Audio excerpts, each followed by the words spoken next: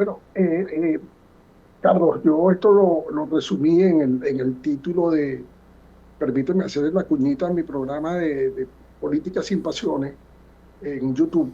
Ahí hice un programa que dice la legitimidad no es suficiente. Tú necesitas fuerza. Si yo quiero hacer algo, necesito imponerlo. Y entonces ahí empiezo yo a necesitar respaldo, factores reales. Tengo yo al ejército de mi parte, tengo yo a la policía de mi parte, eso es fundamental. Tú no haces nada sin violencia. Por eso es que normalmente una de las primeras cosas que uno aprende en ciencia política es que el ciudadano delega la violencia sobre el Estado, que es quien la ejerce. Y la ejerce de distintas maneras, la ejerce a través de las policías, la ejerce a través de las Fuerzas Armadas. Se supone que es una violencia administrada. Las cárceles son, los sistemas de justicia son sistemas de violencia. Cuando yo tengo eso, entonces la legitimidad viene acompañada de la fuerza que necesito para imponer, para que la gente entienda que si se sale de esto, entonces va a tener unas consecuencias. Eso no lo tienen, lamentablemente, los distinguidos juristas, a quienes respeto mucho. Pero lo cierto es que si yo me paro mañana en la Plaza Bolívar y digo yo soy la Junta de Gobierno, este, va a haber mucha gente que los aplauda, pero ellos no van a tener capacidad efectiva de gobernar. Entonces, cuando tú no tienes capacidad efectiva de hacer que algo se cumpla, tú no tienes poder, y si no tienes poder, no puede ser una junta de gobierno. Eso hay que verlo así descarnadamente. Por supuesto, ahí en el timeline de mi video, algunos me han dicho que yo soy un entregado, no sé qué. No, lo que pasa es que tengo el asunto bien claro. Por ahí a Absolutamente. finales de agosto del año 2025 comenzó una guerra de baja intensidad entre los Estados Unidos y Venezuela. Esa guerra culmina, su día culminante es el 3 de enero del año 2026. Los Estados Unidos entra, se lleva a Maduro, pero no solamente se llevó a Maduro, se llevó la soberanía venezolana. De ahí en adelante, y lo dijo el presidente Trump ese mismo día, nosotros vamos a manejar el país. ¿Qué entendió la gente ese día? Que era que él se iba a poner ahí de gerente, iba a firmar papeles, no, no, no, no.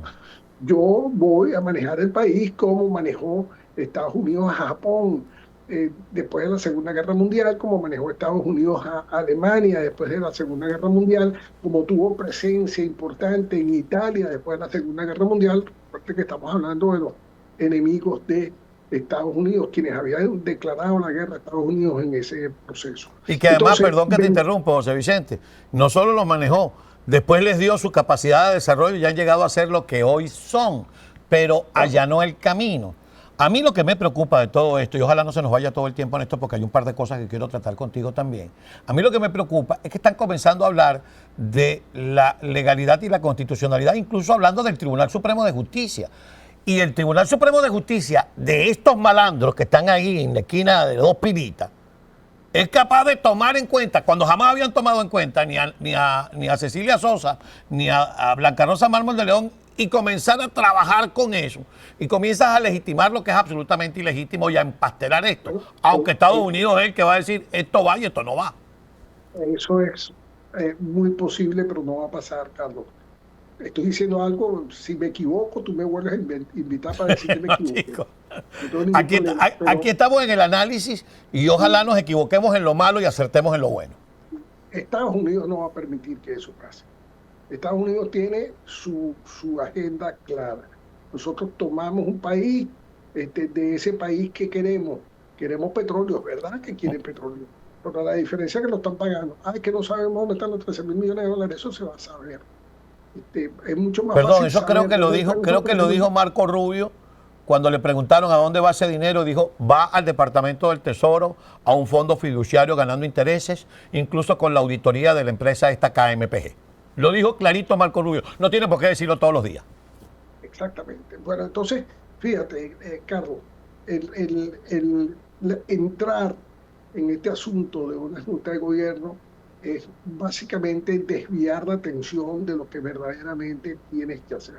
¿Qué tienes que hacer? Tú tienes que terminar de hacer que quienes controlan esa violencia del Estado entiendan que tienen que dar paso a una nueva expresión popular a través de un proceso eleccionario y que ese proceso eleccionario renueve la clase política. Utilizo la palabra renovar a propósito. Renovar quiere decir que ahí vas a encontrar este, políticos que a lo mejor te dan náuseas, pero bueno, la gente votó por ellos. Claro. Entonces, ese tipo de asuntos es lo que hay que buscar en este momento, distraerse en el asunto de una junta de gobierno que al final no puedo forzar, por muy bonito que suene, por glorioso, no tiene sentido. Y de hecho, fíjate que se ha ido desinflando en la medida que pasa el tiempo, porque la gente empieza a racionalizar, bueno, cuál es la capacidad real de esta gente de pararse ahí y decir somos juntos de gobierno y voy a lograr que me hagan caso. Es decir, yo voy a pedir que se liberen los presos políticos se van a liberar, voy a pedir que las Fuerzas Armadas se pongan a mi disposición y se van a poner, voy a pedir que todo lo que estamos esperando, que la prensa que este programa donde estamos tú y yo hablando ahorita se vea en Venezuela sin necesidad de un VPN, ese tipo de cosas, ¿no? Porque al final el control sigue estando en unas manos indeseables, pero está ahí. Entonces uno tiene que aceptar las realidades para que uno pueda entonces operar en función de esas realidades. Hay un tema que, volviendo al tema de la mesa de trabajo que comienza este sábado, y es un tema de la operación de la mesa.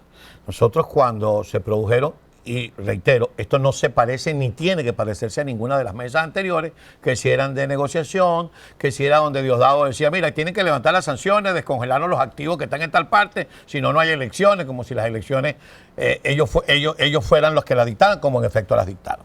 Pero también tiene que haber una suerte de operación. Una operación, por ejemplo, yo me enteré, y lo dijo al aire nuestro corresponsal en Caracas, que estaba conversando con algunos periodistas que pertenecieron al grupo de periodistas de los jefes de los partidos, cuyos integrantes están allí o podrían estar allí en esa mesa de trabajo, y que están preparando entrevistas personales. Yo quisiera pedirte tu opinión con relación a esto. Si tú me preguntas a mí, si yo pusiera las reglas de trabajo, yo diría, aquí hay un solo vocero y no siempre se va a hablar.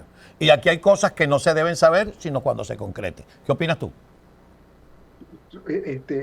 Hemos aprendido esa disciplina, Carlos.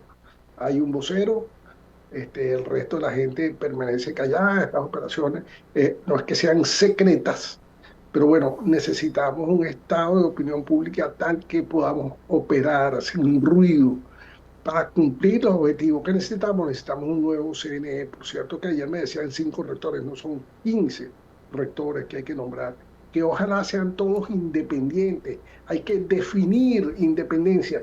Yo creo que ese sería uno de los primeros temas después de haber liberado los presos políticos, levantar la ley resorte, quitar la ley del odio. Hay que definir independencia. Independencia no es que yo renuncie al partido y como renuncié al partido, entonces soy independiente. No, eso no es independencia. Independencia es que yo he demostrado a lo largo de mi vida que tengo independencia de criterio, que puedo tomar decisiones sin que influyan sobre mí en una llamada telefónica, que no tengo conflicto de intereses con lo que estoy haciendo. Eso es lo que es independencia. Yo me Si logramos acuerdo, y definir perdón te vuelvo a independencia, interrumpir, yo me acuerdo, yo estaba muchacho, estaba yo muy cerca de ejercer mi primer voto y el presidente del Consejo Supremo Electoral era Carlos Delgado Chapellín. Yo después, en el ejercicio profesional y en la relación con los políticos, me enteré que Carlos Delgado Chapellín era un hombre que venía de las filas del socialcristianismo venezolano, pero nunca, y después pude analizarlo ya viéndolo en la historia, con Carlos Delgado Chapellín hubo una suerte de acusación de que favoreció al partido COPEI durante su ejercicio. Es decir, ese tema de la independencia, más allá de cuál, porque todos tenemos un corazón y todos miramos hacia un lado, hacia el otro, o nos gusta más una canción que la otra, pero a la hora de ejercer la independencia de criterio, estas son las grandes pruebas de fuego.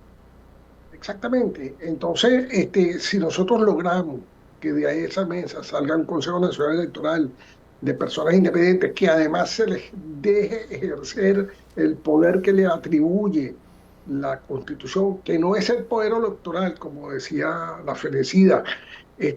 No, ellos no son el poder electoral, ellos son los facilitadores, los que arman el tinglado para que el poder electoral, que es el poder del pueblo, se exprese.